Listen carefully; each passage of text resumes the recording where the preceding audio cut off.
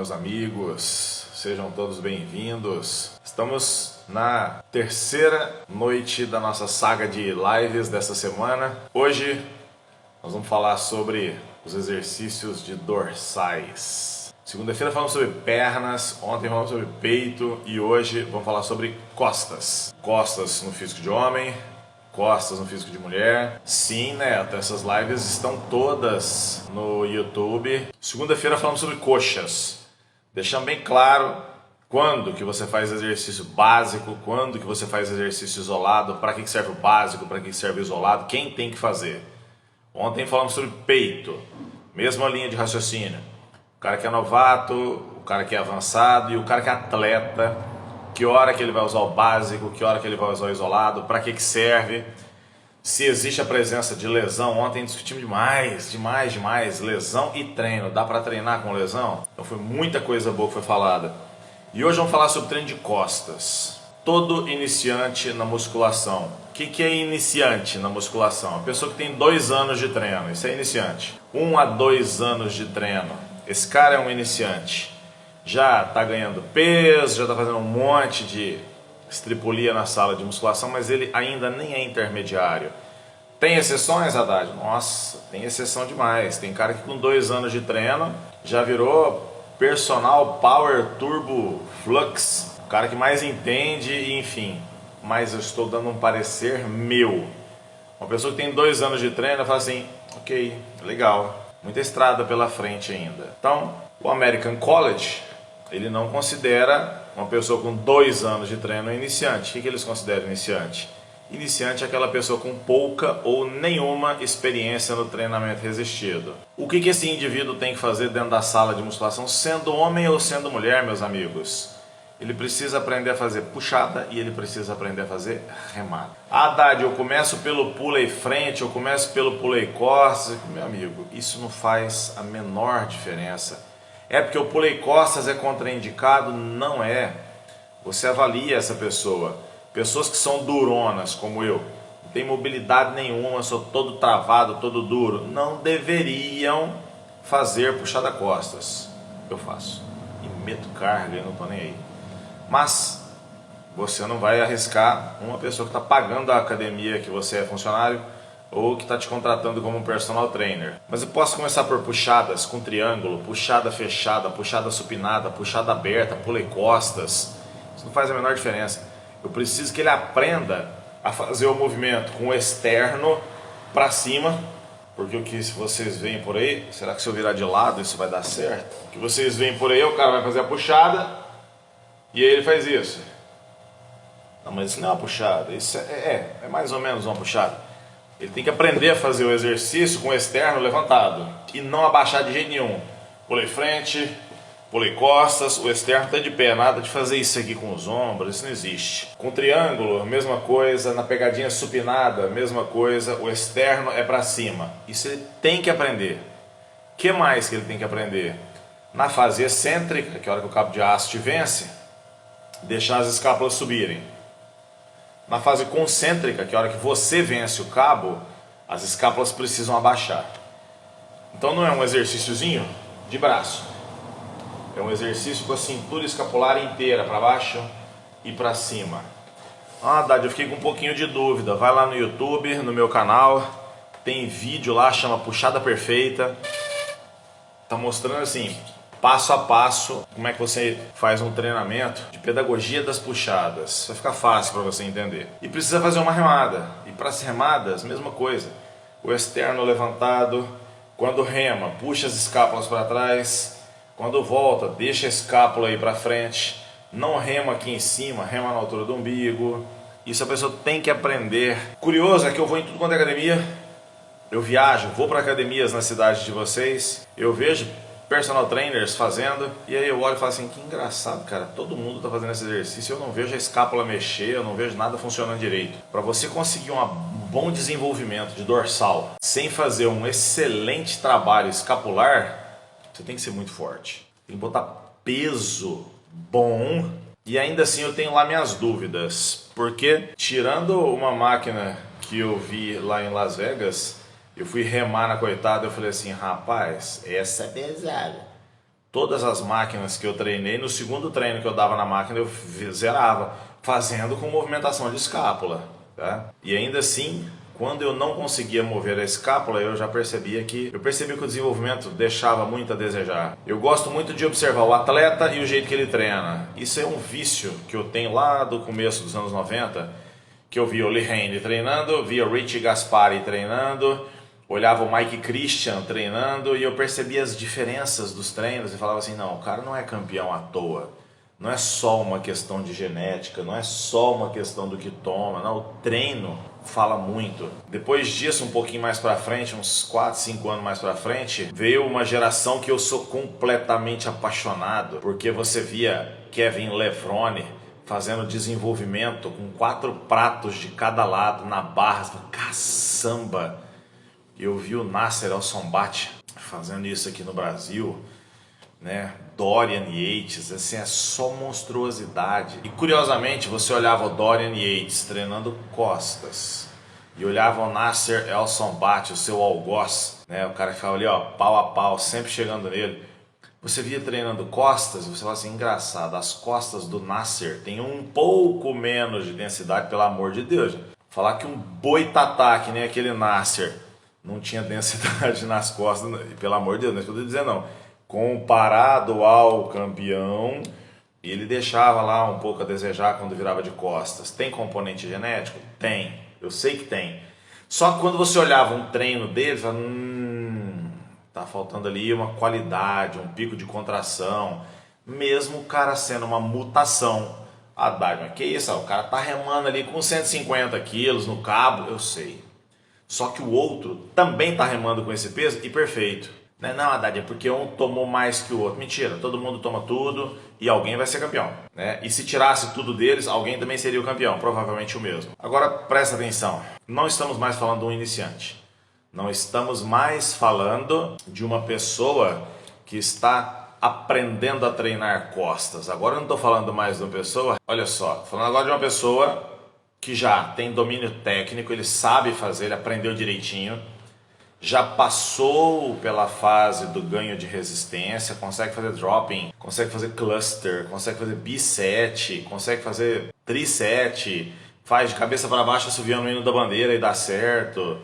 Já passou pela fase de força, é um cara que vai fazer uma remadinha unilateral, bota lá seus 40, 50, 60 em cada mão, então já é uma pessoa que tem força. E agora ele está focado mesmo. Se agora o foco está na hipertrofia, já tem força, já tem resistência, não tem falha técnica.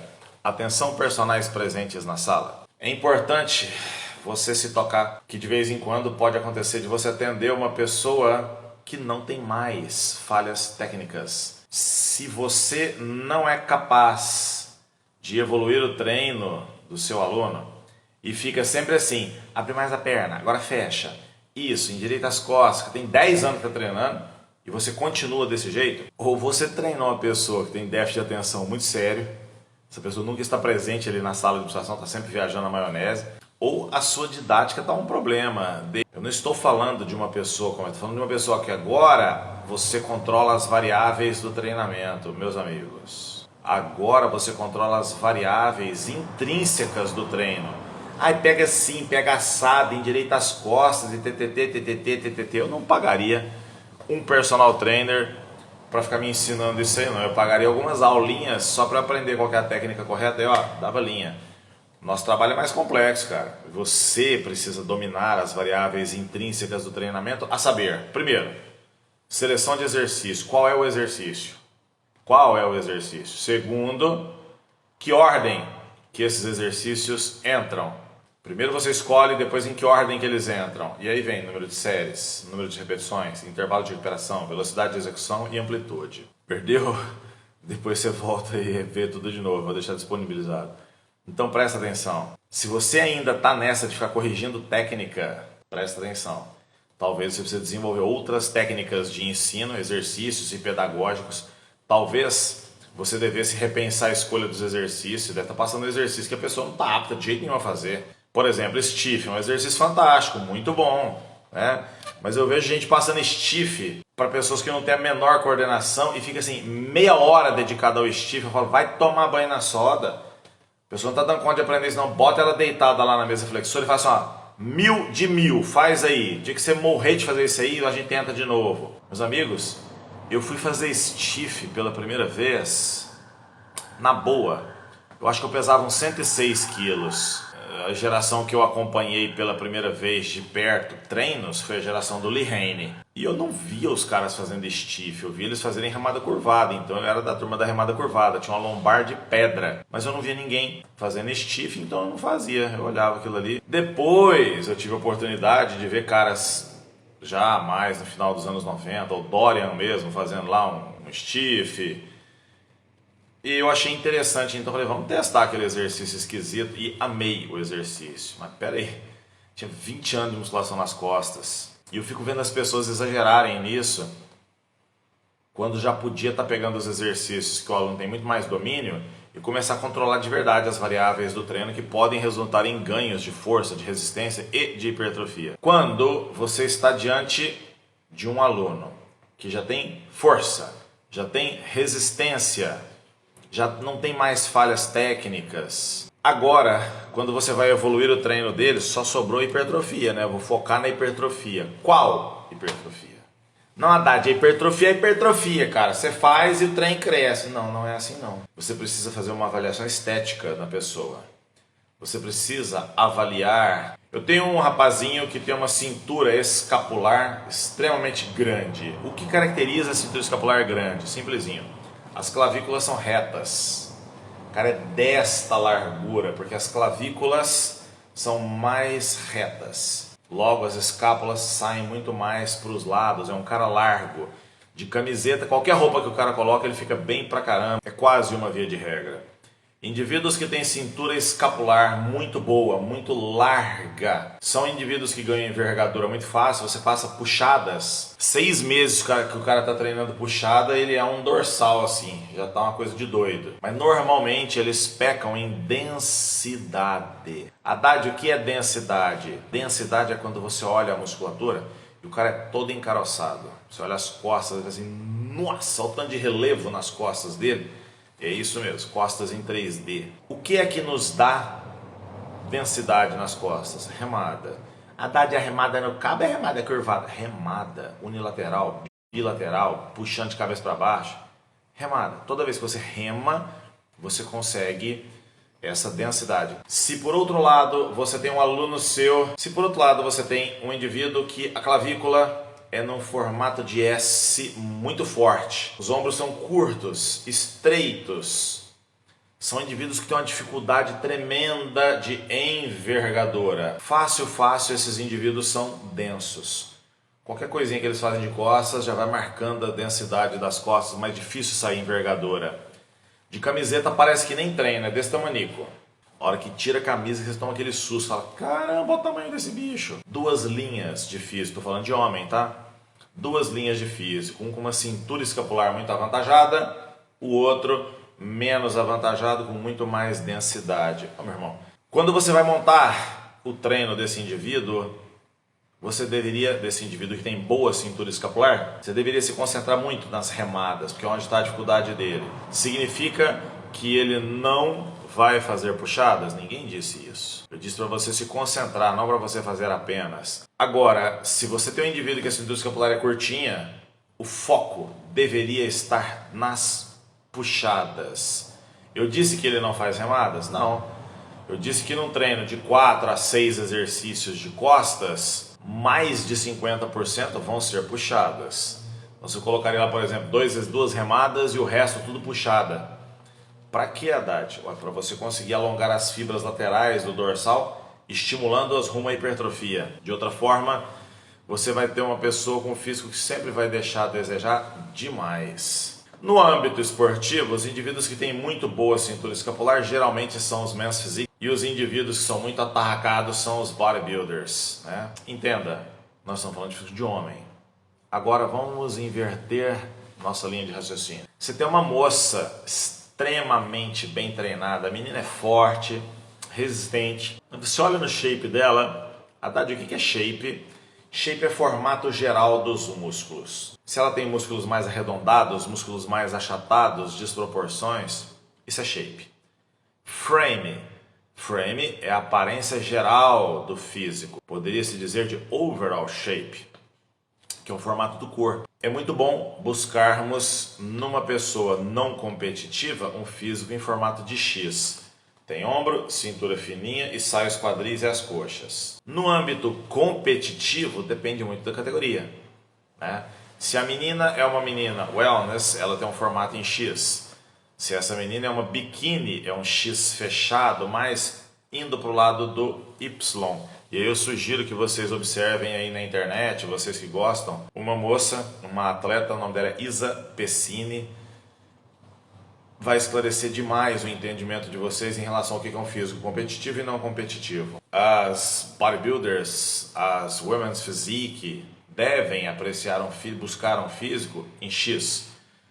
As body fit, elas têm que se concentrar muito mais no Y, as pernas mais finas e a cintura escapular muito boa. Agora veja, você tem uma aluna que não é atleta, entende isso? Você tem uma garota que ela é quadradinha. Eu não sei por que ela é quadrada. Ela pode ser quadrada porque as costelas são menores, o tórax, a caixa torácica dela é estreita. Ela pode ser quadrada porque ela não tem quadril largo, tem um quadril mais estreitinho. Essa pessoa, ela deveria se concentrar, não é de quadril estreito, calma lá, pessoa mais quadradinha, deveria se concentrar em fazer puxadas. Ó, a Haddad, mas puxada, ela já é quadradinha? Sim, para você criar uma melhoria, um aprimoramento no shape dos dorsais e ao melhorar o shape do dorsal, criar uma ilusão estética que você mudou o frame, criando esse componente aqui. E o que mais? Começar a trabalhar o glúteo médio, a parte superior do glúteo, a asa do glúteo e os vastos laterais, para você conseguir expansão na região da pelve e expansão nas coxas. Pronto, criou-se uma ilusão. Agora você tem um físico em formato de X. Posso melhorar isso? Posso. Coloque elevações laterais para essa garota, sem trapézio, aquela elevação lateral de macaco não. Retinha, sentada, jogando só os braços, só deltoide mesmo, tentando isolar o máximo a ação de trapézio. Pronto, você consegue um físico em formato de X. Por outro lado, quando você tem uma garota de quadril muito estreito, aí a recomendação é não fazer puxadas. Por quê, meus amigos? Porque se ela tem quadril estreito e você ainda vai lá e coloca puxadas, a linha de cintura dela desapareceu de vez. Então para esse caso seria muito bom que ela fizesse remadas, treinasse glúteo, agachasse profundamente para conseguir bons vastos, fizesse leg press mais profundo para conseguir bons vastos e dessa forma você criar com formato de X. Então vocês estão entendendo que treinar costas transcende a ideia de vou fazer uma puxada e uma remada. Isso é coisa para iniciante e quem está aprendendo a treinar costas. Você que prescreve exercício para estética deve ficar atento e aprender a avaliar o físico do seu aluno e da sua aluna, analisando de frente, de lado, de costas, ajudando na seleção dos exercícios. Quem treina comigo, treina sob duas perspectivas. Os primeiros 6 meses, 1 ano, é ganhar condição física. Bicho, você nem pega peso de homem e está querendo saber como é que faz o dorsal ficar grande. Então, essa perspectiva é ganhar força e resistência. As meninas também. Todo mundo leva muito chucho aqui no primeiro ano, nos primeiros 6 meses a 1 ano de trabalho. A partir dali, quando a pessoa já consegue fazer barra, agacha com peso bom, tem leg press, tem uma coisa que eu chamo de atitude de treino, que é chega no horário, traz a comida. Se a recomendação é comer frutas do pós-treino, traz suplementação se for o caso, mas faz o que precisa ser feito. Essas pessoas começam a ser trabalhadas em padrões estéticos. E todo mundo que treina comigo está cansado. O pessoal que faz consultoria, não sei se tem alguém aqui conosco que faz consultoria comigo, é a coisa mais frequente. Eu falo assim, cadê os vídeos? Vídeo de treino das últimas séries, vídeo posando, vídeo desfilando. Eu quero ver o físico dessa pessoa para eu fazer avaliações estéticas.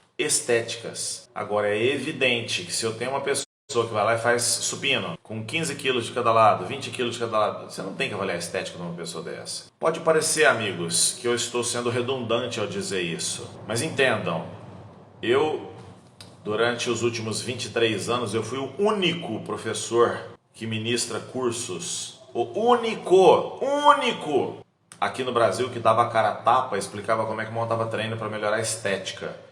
O resto fica pegando artigo e falando de eletromiografia como se isso aí fosse mudar o físico de alguém. Eu sou o único que nos meus cursos, tira a camisa aí, vamos avaliar o físico, vamos lá, vocês avaliam o dele, nós vamos avaliar de cá. Acontecia uma coisa que me frustrava demais. Isso aconteceu em Goiânia, em Brasília, em Belém, no interior de São Paulo, no Rio Grande do Sul. Você tinha lá no grupo, eu pego uma turma lá, vamos lá, 80 pessoas estão fazendo o meu curso. Eu falo assim, ó, gente, faz aí pra mim 10 grupos de 8. Escolham uma pessoa do grupo, essa pessoa vai destampar, tira a camisa, fica só de sunga ou só de bermuda, enfim. E nós vamos avaliar o físico dessa pessoa. Gente, não é brincadeira que eu vou te dizer. Eles escolhiam a marmota. A primeira vez que eu vi, eles estão de sacanagem comigo. Eles estão de brincadeira comigo. De 10, tinha 7 deusas.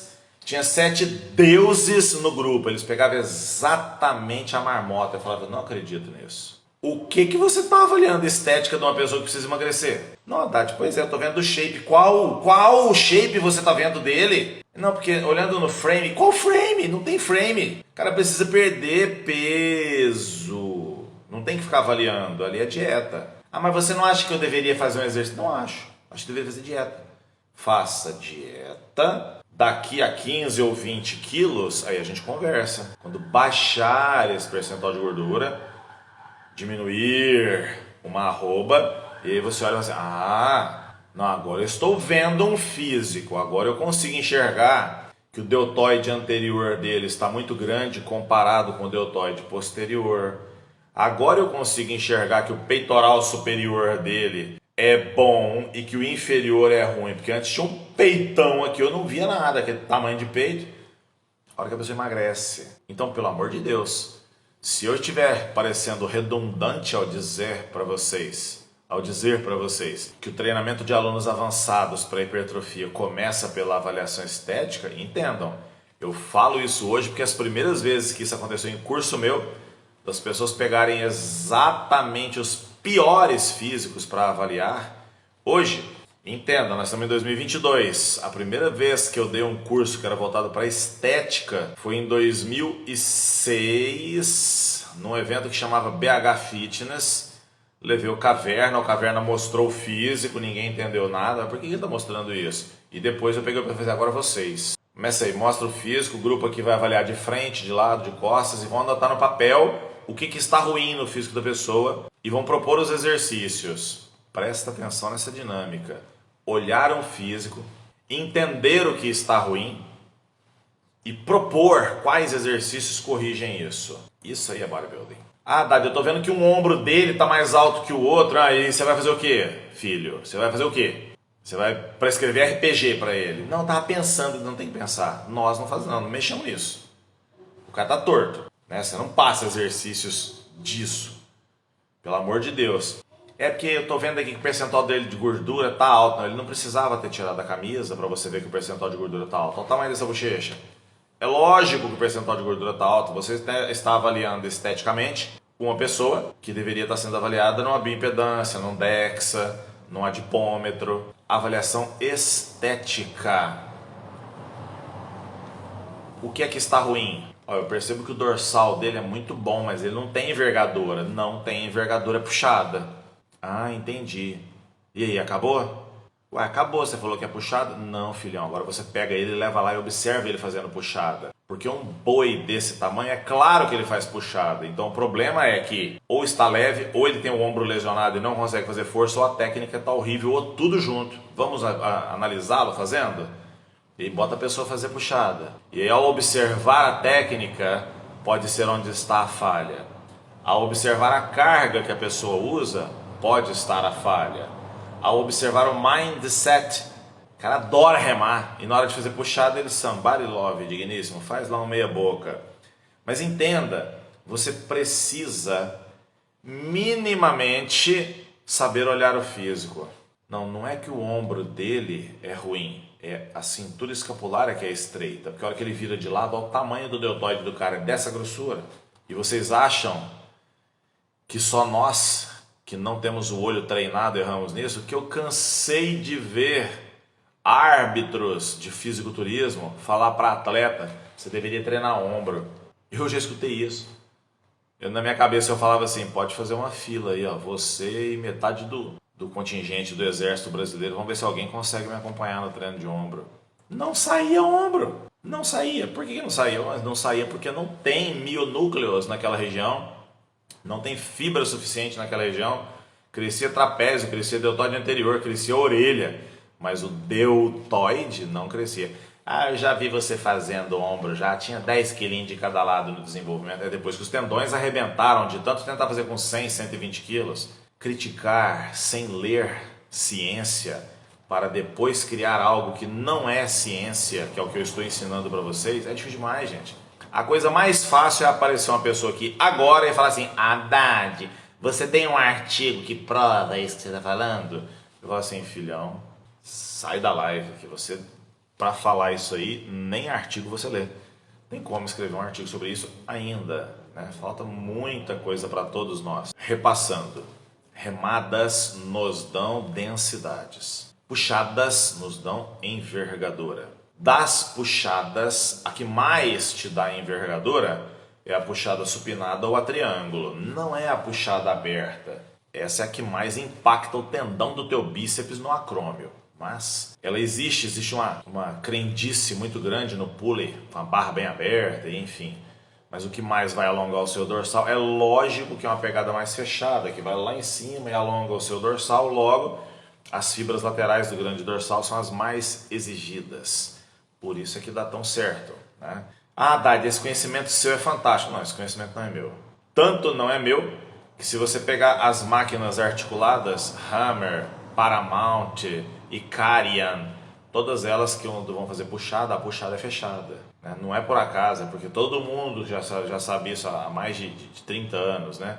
Então, não é conhecimento meu, eu estou só compartilhando uma coisa que eu aprendi de muitas pessoas brilhantes também. Entendam, mulher treina costas com os mesmos critérios que os homens. Mulheres fazem puxada, mulheres fazem remada, mulheres fazem muito volume de exercícios para as costas. Por quê? Costas hipertrofiadas no físico feminino agrega muita virtude ao físico. O virtuosismo do físico de uma mulher que treina costas é tremendo. Os dorsais bem definidos, bem marcados, a lombar bem marcada, qualquer roupa que a mulher coloca, se as costas estiverem de fora, todo mundo olha e fala assim, aquela mulher ali treina. Diferente de peitoral, que a mulher, quando o peitoral dela começa a se desenvolver demais, eu estou dizendo demais, gente, destaca de uma vez e o físico fica muito agressivo. Costas não, mas peitoral, trapézio, o físico realmente fica agressivo. E aí depende do ambiente onde ela está inserida, percebe? Você imagina a mulher, ela é contadora, gerente de banco, advogada, dependendo da roupa que ela coloca, o pessoal fala assim, ixi, que diabo é isso? Nem consegue prestar atenção no que a pessoa está falando, tanto está preocupado com o trapézio da pessoa. Mas eu entendo que por uma questão de vendas, as meninas mais parecidas com as biquínis são as que mais vão se dar bem, né? Por quê? Porque aquele físico mionzinho, né? Depende muito do local onde a pessoa está inserida. Eu era maiorzão assim há alguns anos atrás. O que eu enfrentei de problemas, pela leitura que os clientes potenciais faziam de mim. O cara chegava e falava assim, ixi, o tamanho desse cara, esse cara vai me machucar, hein? Vai dar certo não. Então eu enfrentei demais. Outra, porque todo mundo que vinha treinar comigo era da maromba. E eu falava, mas estou estudando aqui um negócio da área da saúde importante, estou montando um estúdio na Zona Sul, montando um negócio para atender quem é diferenciado e só vem atleta pro meu lado. Então assim, enfrentei muita barra. Eu não, minha família enfrentou muita barra financeira, porque o meu físico trazia uma leitura que naquela época, estou falando então do começo dos anos 2000, naquela época só me atrapalhou. Como eu já dava aula na pós, tinha o outro lado, porque a hora que eu chegava perto dos professores, olha lá o marombeiro, tá aqui só por causa do físico. E eu estudava pra caramba. Aí eu falava assim, que vida de merda que é essa? Quando eu tô no meu ambiente de trabalho, as pessoas acham que eu sou um ogro e vou machucá-las. Quando eu tô na pós-graduação, os colegas de trabalho falam mal e eu tava perdido. Então eu sempre falo para as pessoas da educação física, né? Ah, Haddad, eu vou começar a competir porque isso é currículo. Sabe que o meu físico é o espelho do meu aluno. E não é não, hein? Vai te trazer só problema. Vai levar um monte de gente que não vai fidelizar, não vai te pagar. Então assim, muito cuidado com isso. Hoje, em 2022, depois que o Instagram bombardeou um monte de coisas, aquele Renato Cariani fazendo um excelente trabalho, tem o Paulo Musi, que é o Paulo Musi, não precisa de apresentações, e muitos outros, eles colocaram de uma maneira o fisiculturismo que agora todo mundo compra a ideia e fala, nossa, que barato. Quando eu comecei a falar nas pós-graduações, né, naquela época lá, quem que era? Era a Joana Prado, né, a feiticeira, era a tiazinha, e as pessoas, eu acho horrível. Alguns anos depois surgiram as paniquetes, nossa, acho horrível. Hoje em dia você tem pessoas com físico 1000 vezes maior, muito mais agressividade em alguns pontos, ombro, trapézio, e as pessoas falam assim, nossa, eu acho lindo. A barra do sarrafo subiu e as pessoas compraram a ideia daquele físico. Percebe isso? Eu tenho consultório de nutrição. Toda semana chega gente lá querendo saber como é que faz ciclo, como é que faz não sei o que. Eu fico olhando pra cara da pessoa e falo assim, tadinho, agora eu virei foi médico, né? Vou pegar meu diploma, vou jogar no lixo a história da minha vida, toda a luta que foi para eu conseguir as coisas, para falar sobre hormônio dentro do meu consultório. Não faço isso de jeito nenhum. Faço isso de jeito nenhum. E curiosamente, se você me encontrar dentro da sala de musculação, eu converso abertamente com todo mundo e adoro esses assuntos. Mas profissionalmente, eu não apoio, né? Eu acho que para essas coisas ele é médico, ele vai lá e faz, né? Ou tem os coaches, eles vão lá e fazem. Deixa eu ver aqui o que o Jorge falou. Acabou aquela história de quando você dizia... Opa, subiu tudo aqui. Quando você dizia, sou personal, o olhar ia dos pés à cabeça. Acabou, sei lá se acabou. Ainda tem muita gente, eu ouço isso. A pessoa vira e fala assim, eu não vou treinar, eu não vou numa nutricionista gorda. Aí a gente olha e fala assim, gente, será que ler livro e artigo emagrece e deixa com o abdômen trincado? A menina é gorda por 1 milhão de motivos. Ela pode ser gorda por questões culturais, por questões comportamentais, faz parte da história da vida dela. Você não usa o sapato dela para saber as dores que ela sente. Isso não significa que ela não consegue dizer para você o que é o certo e o que é o errado. Não é porque a pessoa não faz que ele não sabe fazer. Trata-se de uma escolha. E eu acho isso o maior sinal de perda de capacidade reflexiva e filosófica do ser humano, achar que um personal trainer que está acima do peso não tem conhecimento, que é magrinho não tem conhecimento. Eu entendo que a pessoa que não treina não consegue ensinar musculação. Ponto. Se você não treina, você não consegue ensinar musculação. Se você não dança, você não consegue dar aula e ensinar dança. Se você não joga capoeira, você não consegue dar aula de capoeira. Se você não sabe nadar, eu nunca vou ser seu aluno de natação. Isso aqui é uma realidade que nunca vai mudar. Agora, daí o professor de natação ser melhor do que o Gustavo Borges, fala, oi? Peraí, meu amigão. O professor de capoeira tem que dar um balão no charme? Não, não é assim que funciona. Você tem que praticar. E não é praticar o que você fala, porque no pain, no gain. Não, tem que praticar. Conhecer as pegadas, conhecer os ângulos, saber como é que regula as máquinas, saber se aquela máquina lá, 3 barrinhas, realmente é pesada ou se é leve. Entende isso? Chegou máquina nova de novo aqui no meu estúdio, uma puta de uma Hammer lá. Até deixei um stories esse de passagem que eu treinei nela.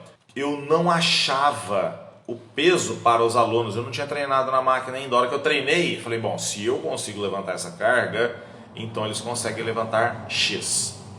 E aí eu tive parâmetro, porque eu não estava entendendo da alavanca da máquina. Eu olhava e falava assim, mas parece que é leve, e por que ele está achando tão pesado? Treinador Estênio, eu sou um frango e minha atleta foi top 1 nesse final de semana na categoria biquíni. Pois é. Ô Estênio, mas pensando bem, você não podia fazer ela virar campeã, não. Você é homem. Você só podia fazer uma campeã biquíni se você fosse mulher, seguindo a filosofia. Eu não vou no nutricionista gordo, porque ele é gordo e eu vou ficar gordo também. Então, se você é homem, a sua atleta biquíni tá virando homem. Ó, cuidado, hein? Entenderam o que eu tô querendo dizer? O treinamento de costas, ele tem dois aspectos para serem avaliados: a puxada, a remada, em suas infinitas variações, todas as puxadas e todas as remadas. As puxadas conferem ao seu físico envergadura, as remadas conferem ao seu físico densidade. Homens têm que fazer todas. Se é um homem com uma cintura escapular muito avantajada, foco nas remadas. Se é um homem que tem cintura escapular prejudicada, foco nas puxadas. E as mulheres, avaliem o frame, avaliem o formato de X do físico da menina e escolham as melhores opções. Mas, numa via de regra, mulher fica muito bem se fizer remada, porque as costas ficam todas mais densas, então fica fácil de dar uma marcadinha. Beleza? Muito bom. Fiquem com Deus e um par de dumbbells.